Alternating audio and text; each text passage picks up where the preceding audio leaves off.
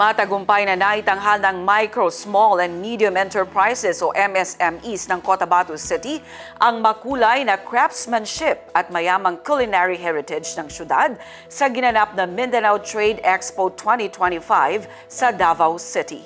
Ang Partners in Peace and Progress story sa report.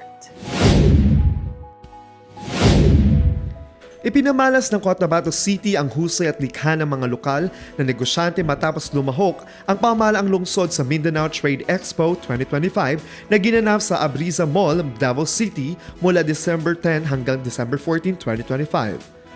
Sa pangunguna ng city government, matagumpay na naitanghal ang makulay na craftsmanship at mayamang culinary heritage ng Cotabato City na nagbigay daan sa mas mataas na exposure at oportunidad para sa mga lokal na micro, small and medium enterprises.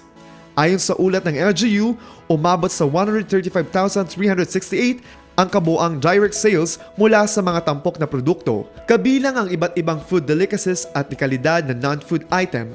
Higit pa rito, nakapagtala rin ang delegasyon ng 216,000 na halaga ng mga order at kasunduang pangnegosyo kasama ang 6 na business-to-business transactions at inaasahang magbubukas ng mas malawak na pamilihan para sa mga lokal na produkto.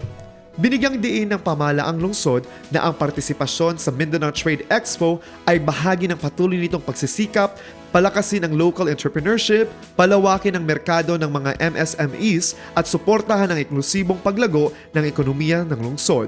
Sa tagumpay na ito, muling pinatunayan ng Cotabato City na ang lokal na galing at produkto nito ay kaya makipagsabayan sa regional at pambansang pamilihan, isang mahalagang hakbang tungo sa mas matatag at masiglang lokal na ekonomiya. Marcus Uy, iMinds, Philippines.